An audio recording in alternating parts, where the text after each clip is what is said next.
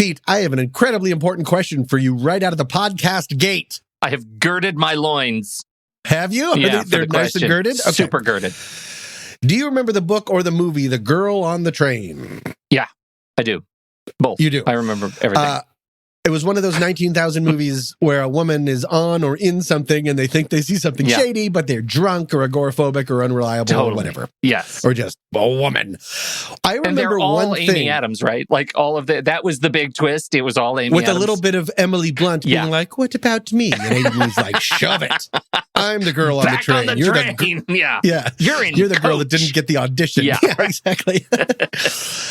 I remember one thing about Train Girl in particular, and I remember reading it and being like, that can't be a thing. She would ride the rails every day, and she would get drunk on something in particular. Do you remember from the book? It changed in the movie. Do you remember what it was in the book? No, I don't. Canned gin and tonics. Canned gin and tonics. And I'd never heard of such a thing. And I was like, that now. Now you remember. Because it's like it's like the second main character. Yeah, that's absolutely right. It's the girl on the train she pops and another her can. Train juice. Yeah. So many. And I originally thought, I was like, well, that's lazy writing because that's not how cocktails work. And that's just, like this person had never seen something. Well, guess what? Twist number one. Apparently, there's going to be twists in this because it's like the girl on the train. Twist number one. Apparently, you can have canned cocktails because they are popping up everywhere. Oh my God.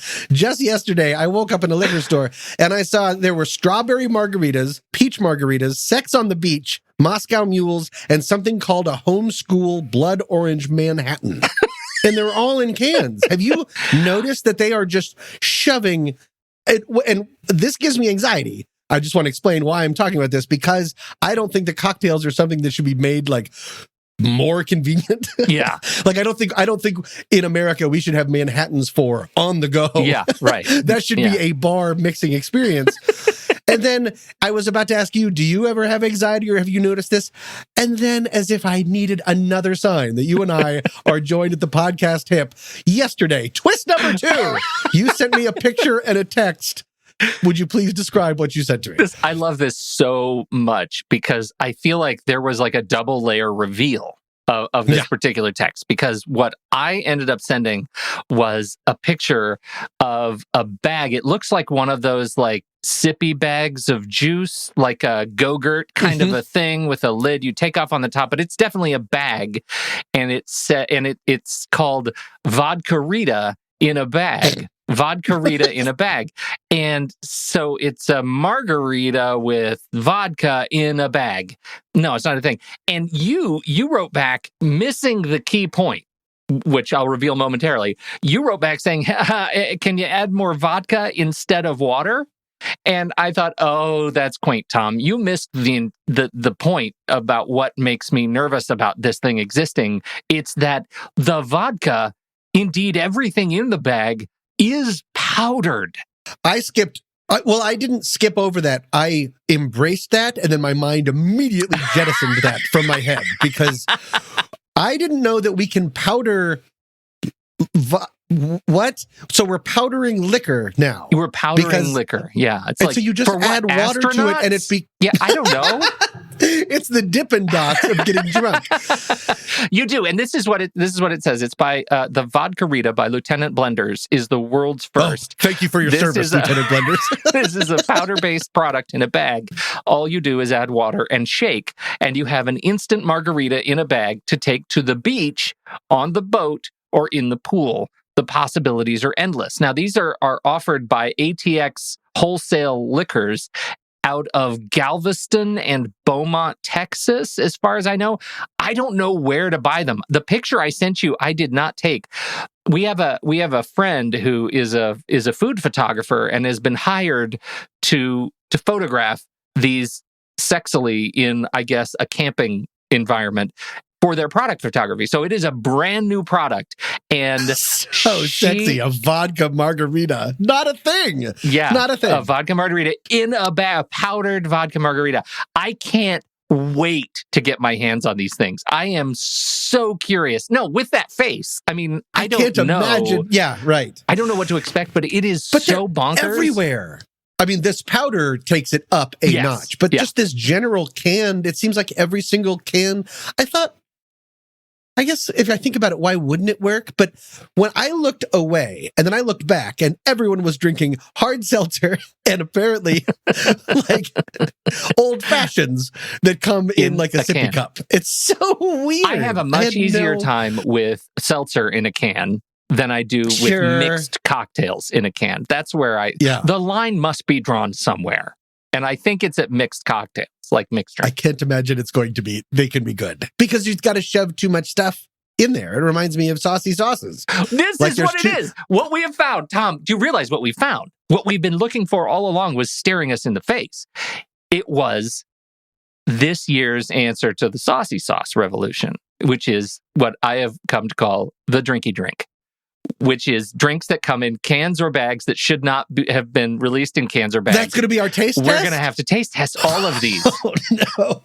Don't you think? This is the drinky drink, the 2021 post-COVID, like drinky drink. But it is, because after the saucy, because we just released the saucy sauces as a member bonus, right? Yeah. Or we're about to. Happy accident that this came out. It was just a couple weeks ago now as we recorded this. So we're going to be doing this like the saucy sauce was as a member bonus. That's why we released the saucy sauce, which was behind the paywall, because we wanted you to see what you're missing. Yeah. It is funny, though, because after the saucy sauce taste test, while I felt morally unclean, I was able to walk outside. After this drinky drink, I think we're going to make a day on it. We're going to be like the one thing you don't do is mix a bunch of different alcohols. Oh, yeah. And the other thing you don't is drink cocktails from cans. We're just saying, because nope. I'm getting the vodka Rita powder in a bag and I'm going to straight up like lick-a-made this stuff. Like I'm going to get wet sticks and just start dipping. I'm going to get an 80s credit card and a mirror and just do rails of Manhattans off my desk. Sort of like Less Than Zero, but even more desperate. Flashback to the day that you went away. You said to see your family, but I ran into you yesterday, and you never saw it coming, baby. I knew you knew what I thought. Did you leave or not? You said that you meant to, but you forgot, and I never saw it coming. Welcome to What's That Smell, a sometimes funny podcast about humans and their anxieties. I'm Pete Wright. And I'm Tommy Metz III. And every week we each drag one of our deepest, darkest anxieties into the light to share it, learn about it, and hopefully laugh about it with all of you. Reach out. Send us a story of your anxieties. You just visit whatsthatsmell.net, and there's a big button and it says, hey, submit my anxiety. Share it with the team. I don't think it says that, but it's something like that. And there's a little form, and it pops up, and you can send us your anxiety, and we'll talk about it on the show, and we'll laugh about it, learn about it, love it, and share it. And it'll be super fun. I should stop talking. Why don't I go ahead and start? The patented Mets dribble to an end.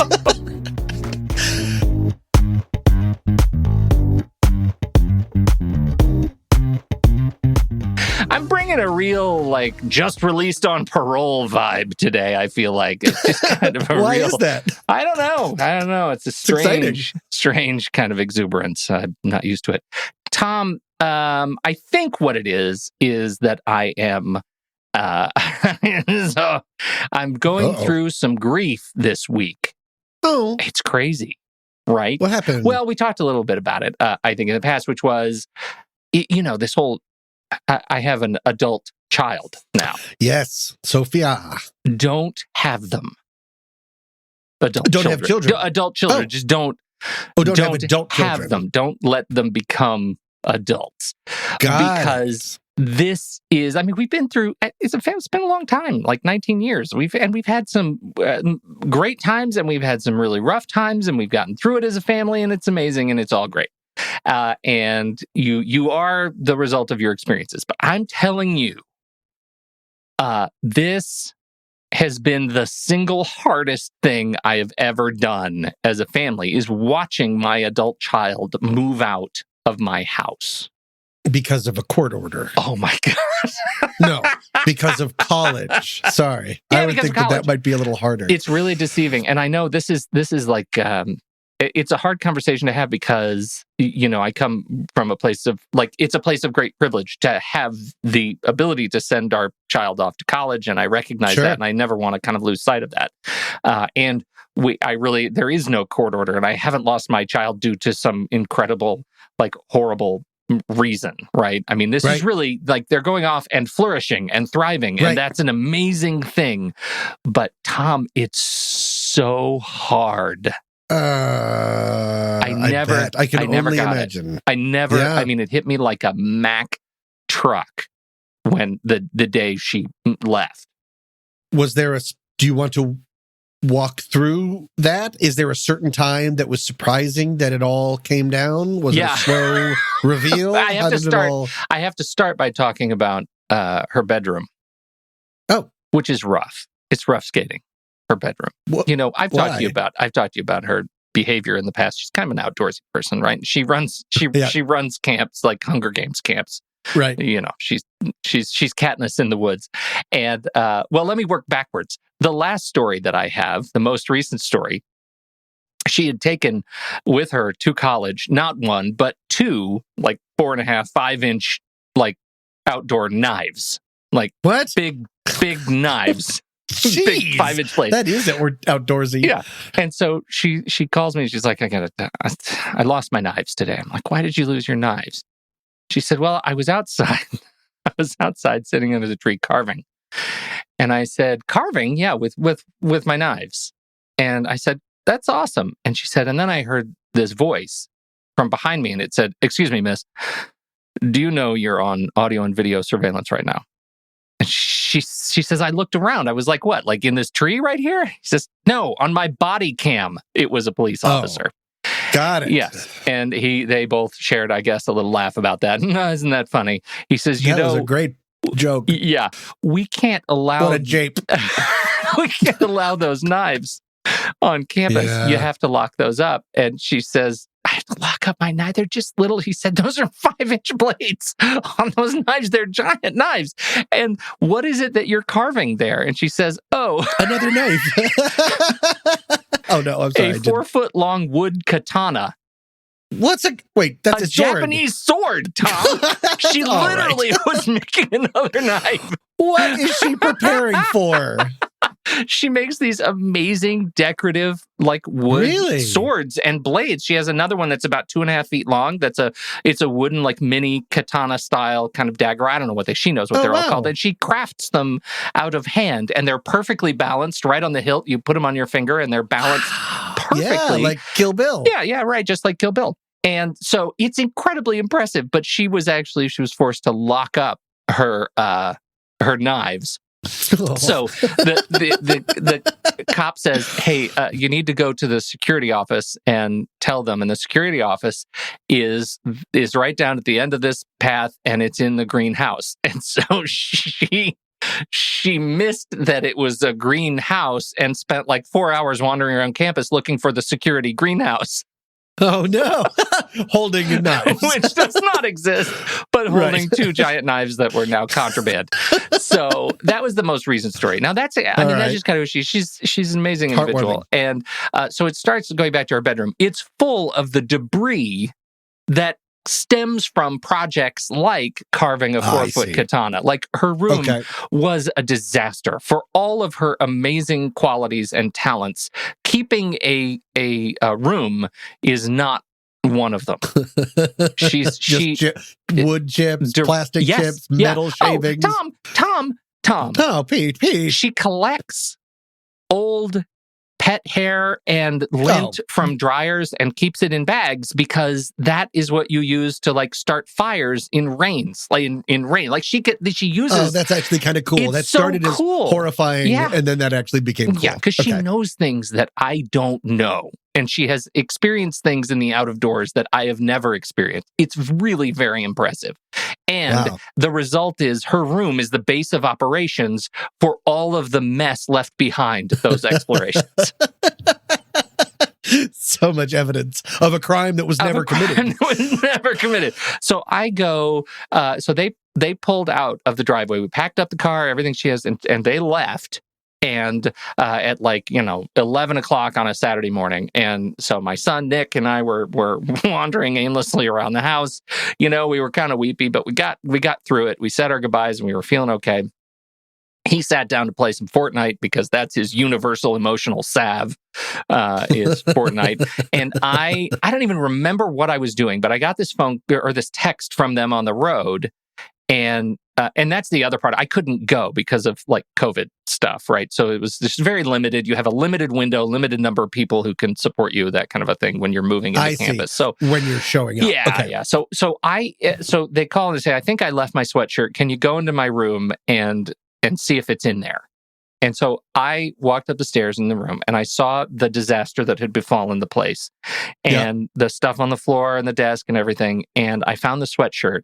And I think I blacked out because the next thing I know, I'm like curled up in the fetal position, crying on the bed, like thinking, my God, what has happened? Like there is a her-shaped hole in my life now, because we have, I think with each of my kids, I have this really, I love the relationship I have with each of my kids. It's very different.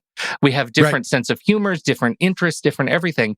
And so all at once, I was like, I have lost this one in my everyday life. And the other one that I have here, who's now playing Fortnite, I'm going to lose in a couple of years. And the weight of that emotional experience was so crushing, I didn't know what to do with myself. It was overwhelming and immediate grief. And then, apparently, to get over that grief, I started to clean. Oh, okay. So you wanted to dive in. So hard. I think I felt like because my wife had left and had that job, that I didn't have enough of a job. Like I didn't know what to do to be involved in this process, to be involved in kind of her stuff. And I thought, well, then clearly what I need to do is clean her stuff here, even though no one will ever see it. Like she's gone. I mean, she'll eventually see it, but. Yeah. First question, was the sweatshirt completely made of pine needles?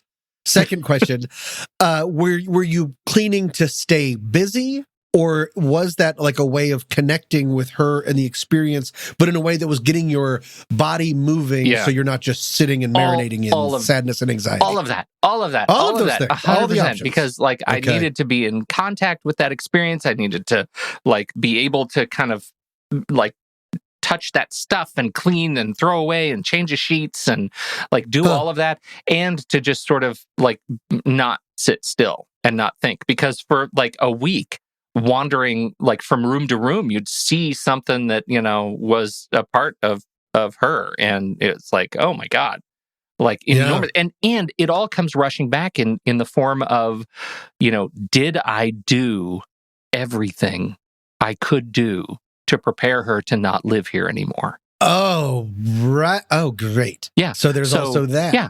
Of course. Oh my God. Does she actually know how to use an ATM? I don't know if she knows how to use an ATM. I didn't teach her how to use an ATM. How would she have learned that on her own if I didn't do it? If I didn't do that, then she doesn't know, and now she's going off and she doesn't know where the ATMs are. The spiral as they're over driving the away, you're like, things. oh wait, I didn't tell her about knives. Yeah. That's all. Oh, knives are scary for some people. Oh well, beware of she'll body figure cam. it out. Yeah.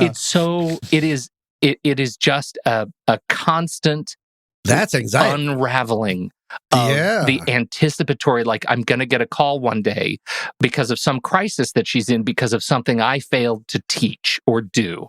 And that is the sort of other shoe that I'm constantly waiting to drop, is that sort of uncertainty. And it was, my goodness, debilitating. When exactly was that? Was that a week ago? So it was now, I mean, as we recorded, I guess what I'm really asking is, how are you now? And how does it just lessen exponentially, or does it lessen? I've been totally fine. And we've been talking to her and FaceTiming every other day or so, and we text, and we have this, we played this game of, what's the game where you get, is it Balderdash, where you get words and you have to take turns, everybody writes a definition for that word that isn't the right word. Yeah. So we played that game for the longest time, and or Fictionary. Yeah, something like that. And the word that came up for us was sniggle, right? The word was sniggle, and it is, do you know what it means by chance? What was, sniglet. Do you remember that old routine about sniglets that comedian Rich Hall would do? He would make up words. Doesn't matter. No, I don't know what a sniggle is. I just totally dated myself. No, a sniggle. Yeah. It's like fishing for eels by pushing a baited hook into holes in which they are hiding. That is the actual verb. Sniggle, to sniggle. Okay. To fish for eels by pushing a bait hook. So somebody said in the game that we were playing, and it was the family plus some other people, and somebody's definition, the one that won, was like a formal, archaic way of wishing one another good night, like at the end of the day. Sniggle. That's funny. And sniggle. Oh, that's kind of like snuggle. Yeah. And that's how we all remembered it. So every night at our house, the tradition is to yell throughout the rooms instead of, good night, John Boy. It's like, sniggle, everybody, sniggle. And that means we're done for the day. And we say sniggle. And so now we have this constant text thread, which is basically just around 10 o'clock every night. It's just sniggle, sniggle, sniggle from everybody in the family. Okay. So does that help? We do that. Like it's that. Yeah, absolutely. It really does. And then I'll be sitting here thinking about like preparing for this show, for example, and something will strike me, like some bit of language in my head or something I write down.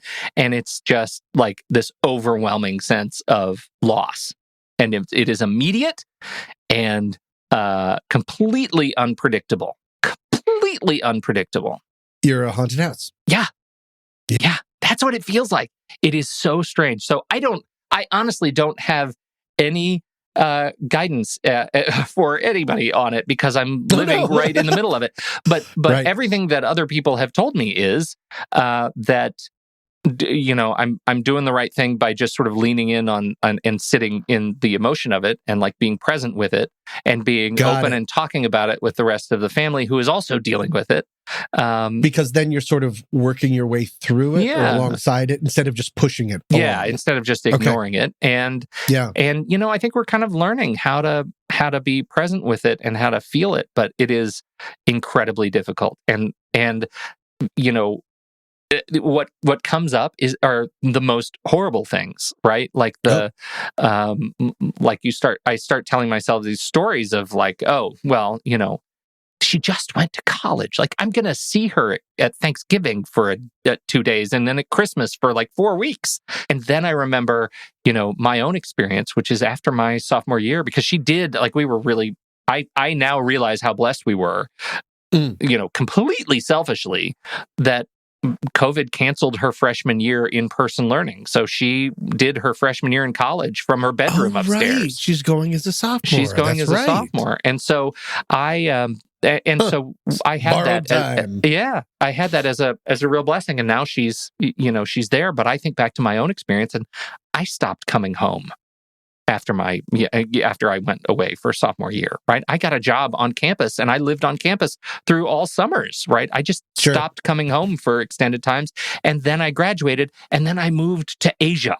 Like, you can't get like that because I've always been okay, like through the first, 19 years of their lives, of my kids' lives, I've always been okay marking the parallel to my own. Yes, they're belligerent and hard right now, but I was also belligerent and hard at this age. Yes, they've gone off to college, but they'll come back for summers and vacations, and then it totally breaks because they don't, because I didn't, because who knows what's out there? The whole world is out there for them to explore, and I'm still here. Yeah, and it's hard not to feel sort of selfish, and that's part of that grief, because all I want is for both of my kids to thrive when they leave here. Right. And it's a push-pull. It is so hard to make that a reality in my head. It's crushing. I've never done anything like it. How is Nicholas handling it?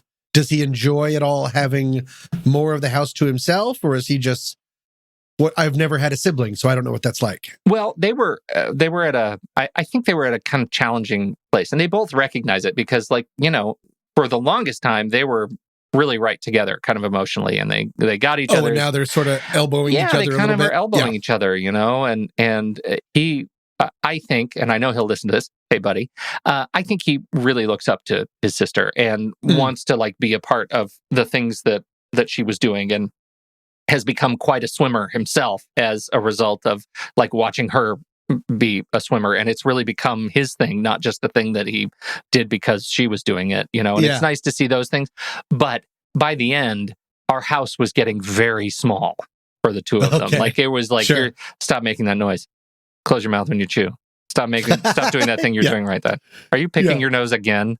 That, like, it's just like the things that bother each other, right? And so they're really poking each other. So like the latest is, God, he'll come in like, I hope she still wants to talk to me.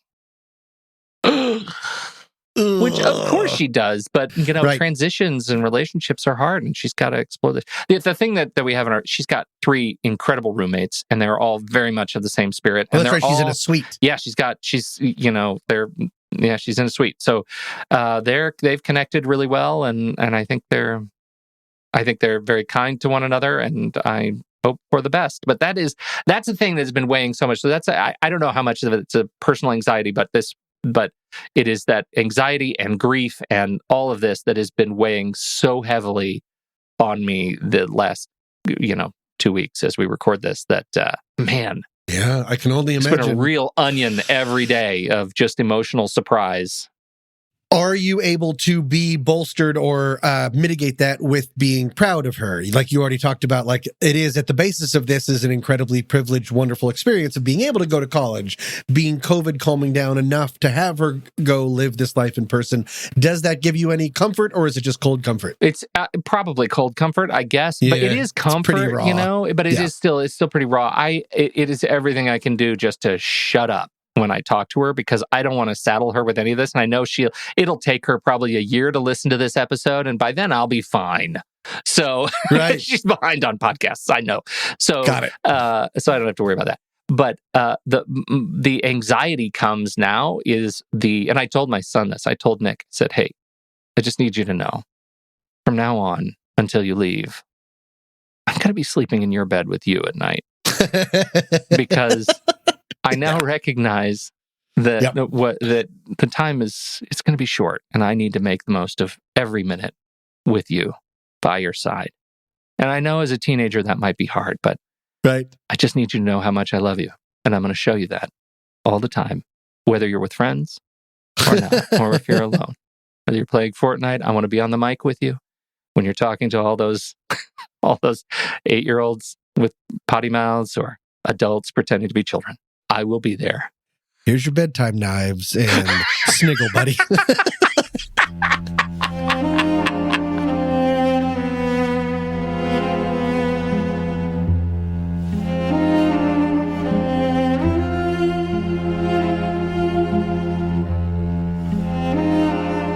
It's time for one of our classic What's That Smell guided meditations. So find a comfortable place to sit. Maybe you're on your knees, maybe on your back, whatever works for you. As you listen to the sound of my voice, I want you to imagine yourself in London, England. Maybe you've been there before, walking through central London, listening to street corner barkers selling their fish and chips, slapping the hands away of wayward orphans attempting to steal your wallets as they scurry about the alleys. What's that? Benjamin Barker's barbershop. Might not want to go in there. There you are, walking along the banks of the River Thames. It's late July, 1858, and it is hot. You can feel the sweat dripping down your forehead, wiping your brow with a hanky. The streets are crowded, and the people around you wear a mask of misery. Your other senses are starting to kick in. What's that now? What's that smell? Oh God, do you ever smell it? It's the worst thing you've ever smelled. It's the stench of failure and human excrement. It's a miasma of regret and medical waste. It's the toxic, scented result of fear that's gone years ignored. And now you have cholera? You're standing in the middle of the Great Stink, a dark time in London when untreated waste and industrial disposal into the river finally backed up the aging sewer system. The stink itself was just one outcome, but it paired with disease and death plaguing the poor right alongside of those who had for years prior elected not to fund the river cleanup when it could have made a difference. The Great Stink left a cultural mark for sure, with characters like the Silent Highwayman, a skeletal boatman on the Thames rowing through dead bodies, and Dirty Father Thames, a lyric something along the lines of, filthy river, foul from London to the Nore, what art thou but one vast gutter, one tremendous common shore? Artist William Heath dubbed the river Monster Soup in his painting of the same name, which depicted a drop of water under a microscope containing hundreds of nightmare creatures loosely based on aquatic species, though his boasted many more teeth. And the Illustrated London News put a fine point on it. We can colonize the remotest ends of the earth. We can conquer India. We can pay the interest of the most enormous debt ever contracted. We can spread our name and our fame and our fructifying wealth to every part of the world, but we cannot clean the River Thames. This, as the curtains in the British Parliament were soaked in lime chloride in a feeble attempt to stifle the stench. Which was great, since it was Parliament that got London into this mess in the first place. It was the Building Act of 1844 that required new buildings to be connected to a sewer rather than a temporary cesspool, and those sewers were then flushed regularly, directly into the Thames untreated. In 1859, the city started construction on 1,100 miles of new street sewers feeding into 82 miles of existing interconnecting sewers, and in 1866, new pumping stations were in operation to begin moving sewage more efficiently through the system. In the 1880s, 2 purification stations went online and operated until 1998, when dumping stopped and they began using an incinerator to dispose of waste. The upgrades of the London sewers made for an epic civil engineering project that is still lauded as one of the most complex of the period. Much of this same drainage system is still used by up to 8 million people every day. However, in 2014, representatives of Thames Water reported that the system is struggling to, quote, cope with the demands of 21st century London. Uh-oh. Hold your noses, Londoners. You never have to hold your nose as a What's That Smell panic pal. When you join the team, you're supporting independent podcasting. We don't track you. We only collect the information we need to send you member stuff. No advertising, just more episodes of steaming hot content. And members will get to join us for our live stream recording sessions, early access to episodes in their own personal podcast feed, and a collection of our new Season 6 stickers. Visit whatsthatsmell.net and join today. Pete, today I have an anonymous listener submission, and I feel like I should really just get right into it because he or she does not waste any time with pleasantries or anything in their email. Do you want to hear this anonymous listener submission? I desperately want to hear this. All right, and I'm going to back away from the mic a little bit because the first word has 5 exclamation points as in and is in all caps. In case it's hard to hear, it is spelled L-I-C-E. Lice! I never thought much about it BC, before children. Now with 2 kids in daycare, it's my worst fear. I have nightmares of smelly shampoo and using a comb to hunt and murder the little white jumping pests. My coworker told me that every summer when she sends her kids off to camp, she schedules the lice nurse to make a home visit on the day the kids come home because they will inevitably have lice. So gross! Just talking/typing about lice makes my head itchy, so I'm off to now aggressively shampoo my hair multiple times. Wow, this is going to be a gross one, Pete. I present to you pediculophobia, the fear of head and body lice. First and foremost, thanks so much, Anonymous, for submitting such a horrific topic. And just real quick for the audience and for you to know, Pete, because it's not that type of podcast, I'm not going to go into what lice are or what they're doing on your head or how they work or physical ways to combat them. It's not that type of podcast. All of that information is easily found online in about 4,000 websites, some of which I will reference in a little bit. And all of them say, look, A kid gets lice, it might take a little patience, but the actual problem solving isn't that bad. It could be a lot worse. I think we can get through this together. Pete, your face is saying, stranger danger, back up. You look like the girl on the train. After you've seen all the murders. Is that true? Oh, God, I'm not doing great. I have a thing. You have a we found it. We found it, everybody. We found it. We thought it was burying alive, but it's lice. Oh, my God, it makes me, like, here's a problem. First of all, the thing that I'm having the pre-throw up feeling where it feels like it's going to come up and might come out my nose if I'm not careful because my throat's kind of closing up. And here's my thing with lice is that, oh God, I mean, what do you do with them? When you comb them out, where do they go? Like they always go someplace. You always miss one. There's always the one that's going to go start a rogue nest. That's what my head says, which makes it true. And it goes, and then they infest your house, and then suddenly it's Creepshow with the cockroaches and the guy in the White House. That's what it feels like. That's what's in my head with lice. I can't stand it. I feel like when we got calls from school when the kids were younger. They're like, "Oh, we've had a lice report in school," and my first instinct is 1. Bring the kid home from school immediately. 2, wait till the cover of darkness and then go burn down the school. Like that's the only thing that's left. Like I really deeply struggle with lice. I don't understand it. And I'm so relieved that both of my kids have kind of aged out of the lice issue. I don't understand. I don't know if your deep research dug into this, but why the hell does lice become such a thing for small children? Like, why is it, where do the lice, are they picking on small kids? I can kind of tell you why, to a certain extent. Lice is shared by head-to-head contact, and kids are all up in each other's grills in ways that teenagers and adults are not, and they're always trading hats, and they have pigtails, and they're like, let me have your ribbon, and I'll have your ribbon, and that's how it works. Are you being serious right now? 100%. It's just head-to-head contact, and most adults and teenagers aren't like, I don't know, head-to-head contact. Rubbing heads to say hello anymore? That's what's called assault when you get a little bit older. That's not at all. See, I always see lice as like, in my head, lice are incredible jumpers, and they jump from head to head. That's how it works. You're thinking of like those little army men with those parachutes when you're a kid? No, that's not. They're not like jumping off of trees. I have a beard. I want to go shave. I want to go like wax my whole body right now. I'm so uncomfortable. I'm like itching. Oh my God. Real quick, 2 things. Number 1, Anonymous, thank you so much.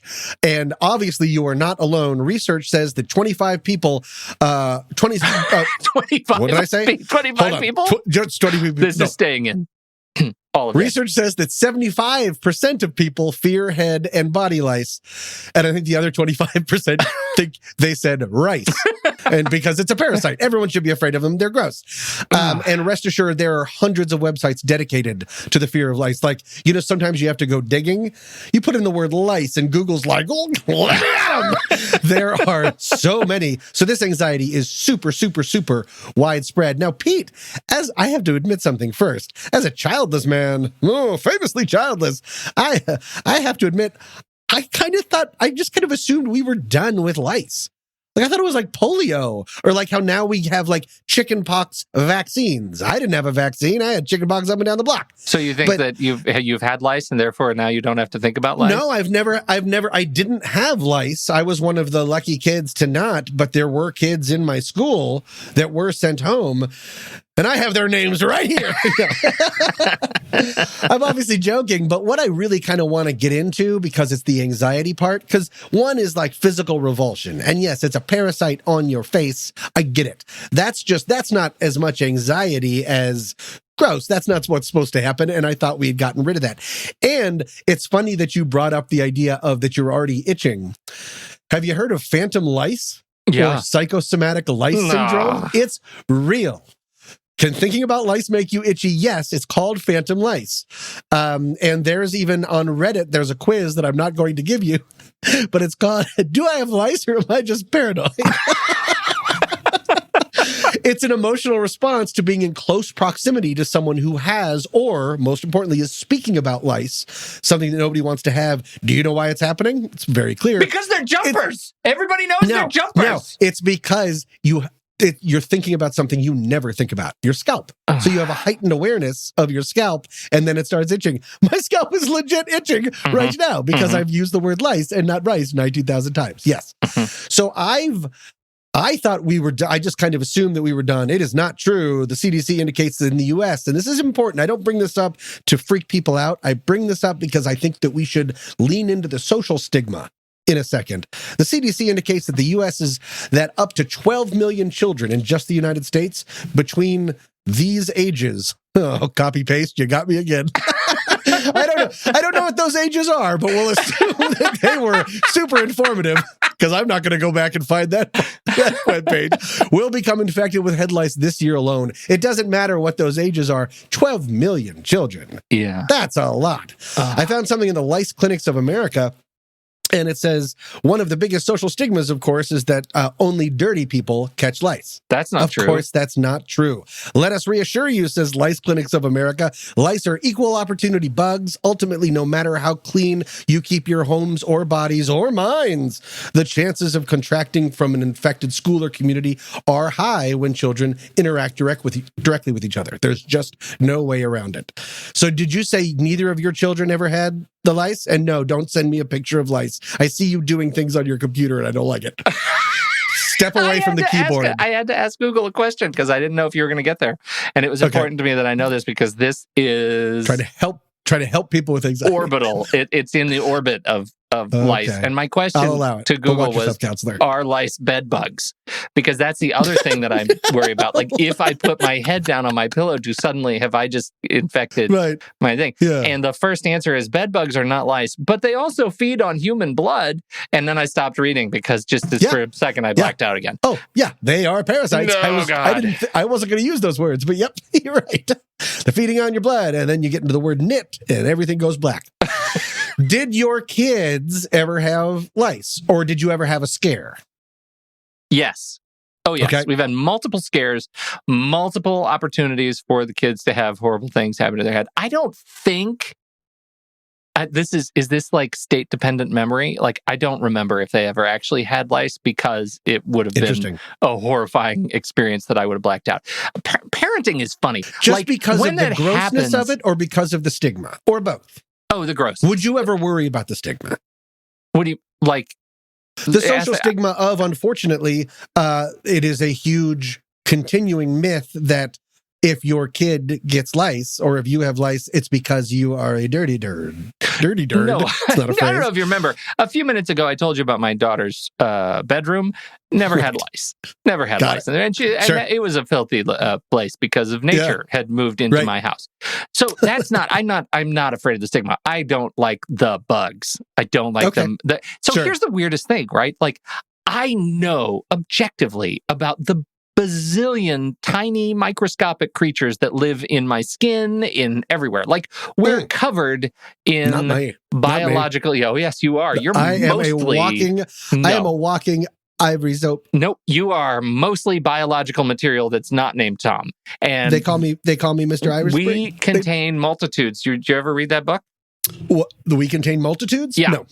So gross. I don't like it. We Contain Multitudes is not the story that I thought it was. So hang on.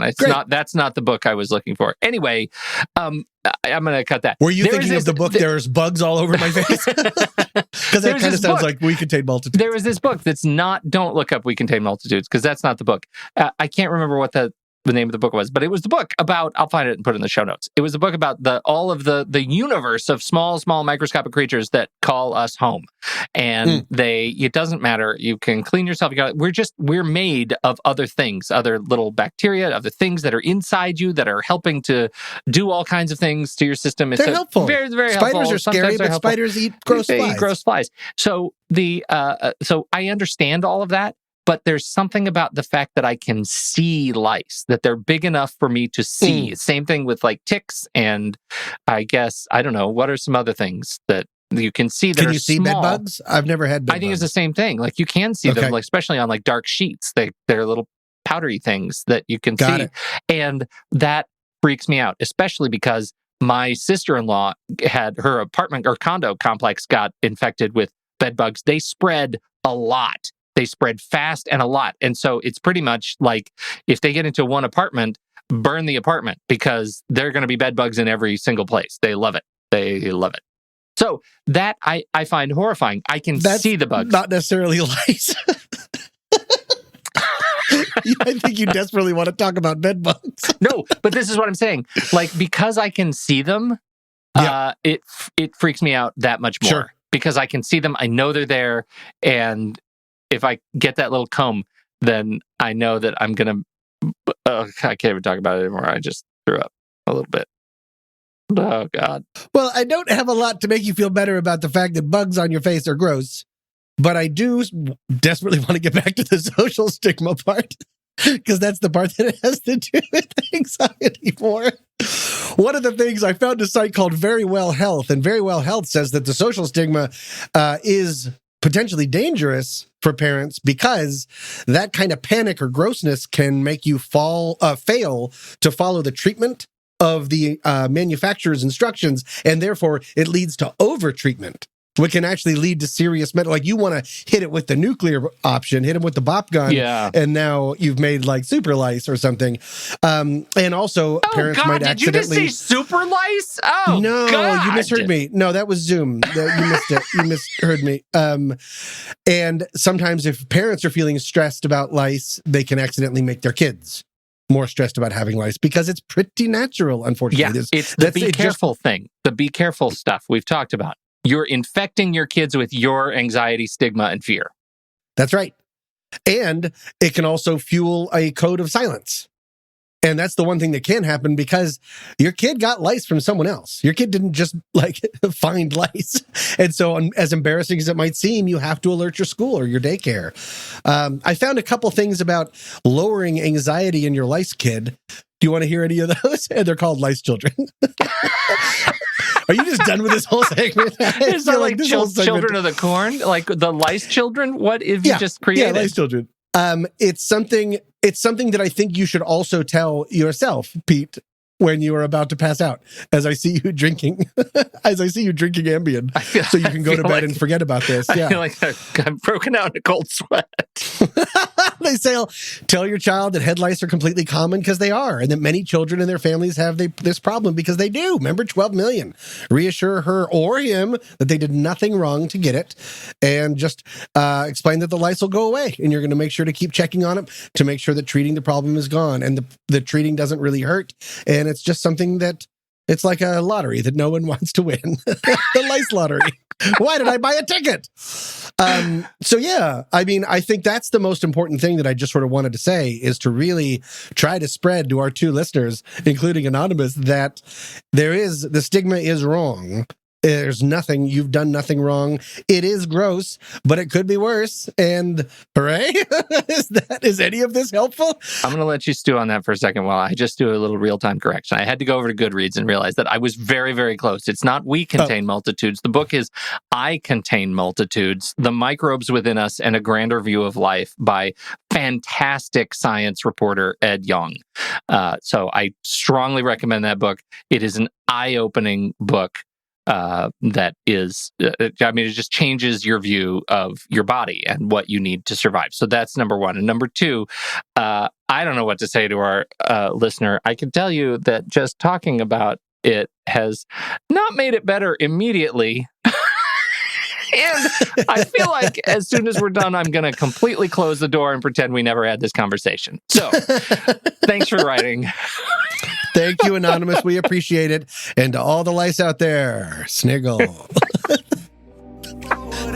reason, I think I like it. Feels like there's something missing. At least it's something different. And I can't help this feeling. I think I like it. Thank you all so much for joining us for this episode. This week's tune is I Think I Like It by Basic, featuring Black Griffin.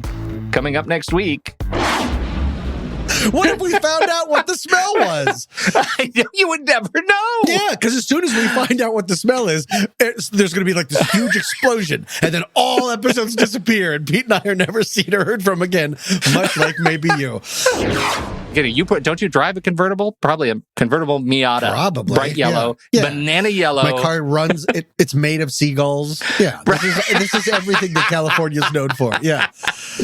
Clive Owen just jammed graham crackers down your throat while you were loosely anesthetized. We don't know what we're doing yet.